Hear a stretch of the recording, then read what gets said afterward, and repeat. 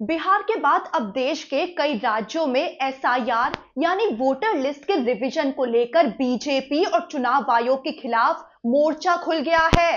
BJP और चुनाव आयोग पर वोट काटने की साजिश के आरोप लग रहे हैं।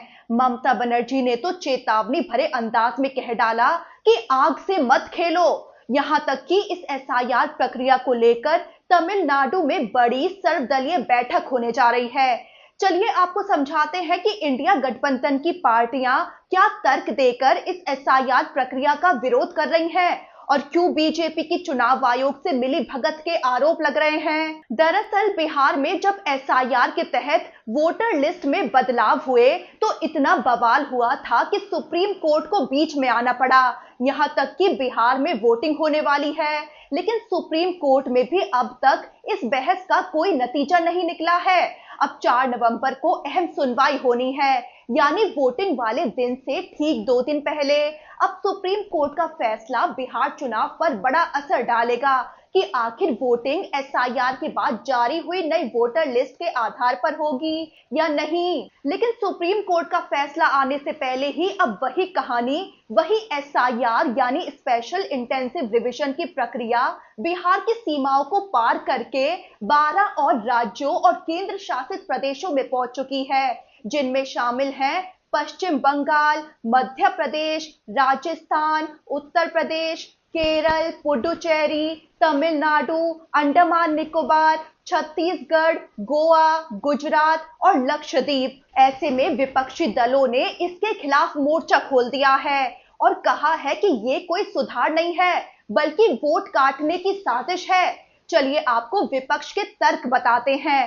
तो कांग्रेस की तरफ से प्रमोद तिवारी ने एसआईआर को लेकर चुनाव आयोग पर 3 बड़ी आपत्तियां उठाई हैं।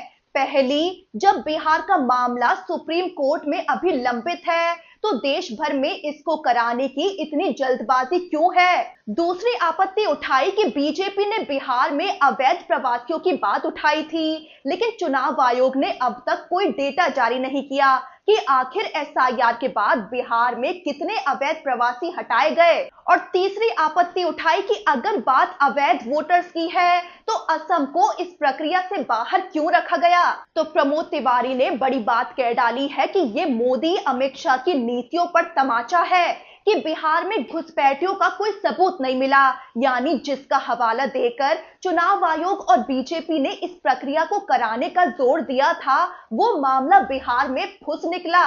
वहीं इससे पहले राहुल गांधी भी चुनाव आयोग और बीजेपी की मिलीभगत का आरोप लगा चुके हैं। राहुल गांधी ने तो बकायदा प्रेजेंटेशन दिखाकर वोटर लिस्ट में गड़बड़ियों को उजागर करते हुए बीजेपी पर वोट चोरी का दावा किया था। राहुल गांधी ने कहा था कि वोटर लिस्ट में गड़बड़ियां सिर्फ संयोग नहीं है, ये एक सुनियोजित मिलीभगत है। वहीं अब चुनाव आयोग की एसआईआर को लेकर नई घोषणा के बाद तमिलनाडु की सियासत में भूचाल आ गया।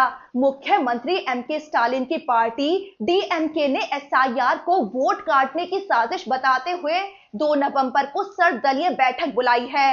डीएमके और उसके सहयोगियों ने बयान जारी किया है कि हम मतदाता सूची में सुधार के खिलाफ नहीं हैं, लेकिन इसे जल्दबाजी में यानी 2026 के चुनावों से ठीक पहले करना राजनीतिक साजिश है। उन्होंने आरोप लगाया कि बिहार में एसआईआर के दौरान मुसलमानों, दलितों और महिलाओं को निशाना बनाया गया और अब वैसा ही खेल तमिलनाडु में दोहराने की कोशिश की जा रही है। केरल ने भी एसआईआर का विरोध किया है और कहा है कि लोकतंत्र की अवमानना हो रही है। केरल की सत्ता में काबिज सीपीएम ने चुनाव आयोग पर सीधा हमला बोला। पार्टी महासचिव एमए बेबी ने कहा कि जब सुप्रीम कोर्ट में एसआईआर को लेकर सुनवाई चल रही है, तब चुनाव आयोग की ये जल्दबाजी लोकतांत्रिक प्रक्रिया की अवमानना है। उन्होंने चुनाव आयोग पर सत्तारूढ़ दल यानी बीजेपी के इशारे पर काम करने और वोटर लिस्ट से छेड़छाड़ का आरोप लगाया है। वहीं पश्चिम बंगाल में एसआईआर को लेकर जंग और भी गर्म हो गई। मुख्यमंत्री ममता बनर्जी ने चेतावनी देते हुए कह डाला कि आग से मत खेलो, बंगाल कोई साधारण राज्य नहीं है। अंग्रेजों को भी यहाँ से डर लगता था। उन्होंने एसआईआर को एनआरसी का दूसरा रूप बताते हुए कहा कि ये अवैध तरीके से वोट हटाने की कवायद है। ममता सरकार ने तो एसआईआर शुरू होने से पहले ही बड़ा एक्शन लेते हुए 10 जिलों के डीएम और 64 आईएएस अधिकारियों का तबादला कर दिया है। यहाँ तक कि टीएमसी ने 2 नवंबर को कोलकाता में विशाल विरोध रैली की घोषणा की है, जिसमें खुद अभिषेक बनर्जी विरोध का नेतृत्व करेंगे। टीएमसी नेता डेरेक ओब्रायन का भी बड़ा बयान आया है। वो बोले कि बिहार तो बस ट्रायल था, असली निशाना बंगाल है, लेकिन बंगाल की जनता चुनाव आयोग को चुप करा देगी। लेकिन चुनाव आयोग ने उल्टा चेतावनी दे डाली। मुख्य चुनाव आयुक्त ज्ञानेश कुमार ने कहा कि चाहे मुख्यमंत्री ममता बनर्जी विरोध करें या टीएमसी के नेता खून खराबे की धमकियां दे, एसआईआर रुकेगा नहीं। उनका कहना है कि संविधान का अनुच्छेद 324 चुनाव आयोग को ये अधिकार देता है। उनका कहना है कि राज्य सरकारों का संवैधानिक दायित्व है कि वो इस प्रक्रिया में सहयोग दें। आपको बता दें कि जिन राज्यों में एसआईआर चल रहा है, उनमें बंगाल, केरल, तमिलनाडु में विपक्षी दलों की सरकारें हैं, जबकि यूपी, गुजरात, मध्य प्रदेश, राजस्थान, गोवा और छत्तीसगढ़ में बीजेपी सत्ता में है। विपक्ष का दावा है कि एसआईआर का मकसद बीजेपी विरोधी वोटरों को लिस्ट से हटाना है। अल्पसंख्यक, दलित और महिला वोटर्स को टारगेट किया जा रहा है। कांग्रेस नेता पवन खेड़ा ने 12 राज्यों और केंद्र शासित प्रदेशों में एसआईआर की घोषणा पर कहा कि अभी तक बिहार में हुए एसआईआर से जुड़े सवालों के जवाब हमें नहीं मिले हैं। हालात ये थे कि एसआईआर को दुरुस्त करने के लिए सुप्रीम कोर्ट को आगे आना पड़ा।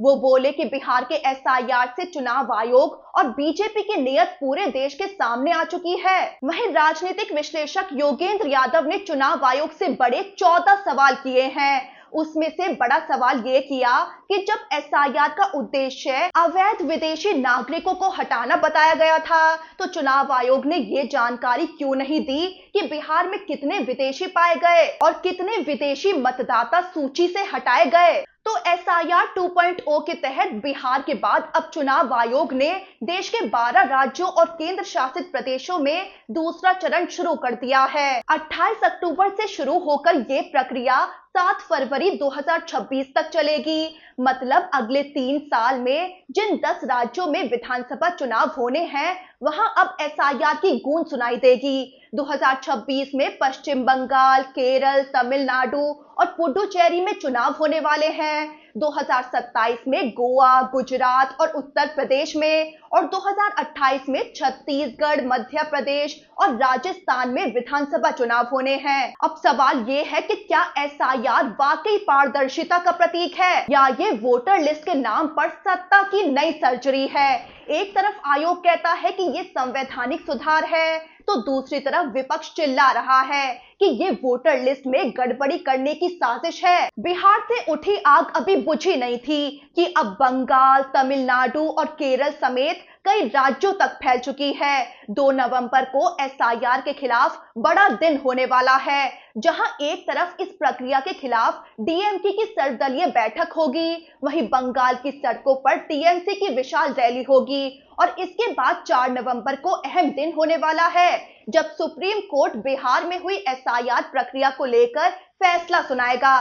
सुप्रीम कोर्ट का फैसला पूरा माहौल पलट सकता है। अगर चुनाव आयोग ये साफ नहीं दिखा पाया कि किन वोटर्स के नाम किन वजहों से काटे गए और किन वोटर्स के नाम किन वजहों से जोड़े गए, तो कोर्ट बड़ा फैसला सुना सकता है, जो ये तो तय करेगा ही कि सुनवाई के 2 दिन बाद बिहार में वोटिंग किस वोटर लिस्ट के आधार पर होगी।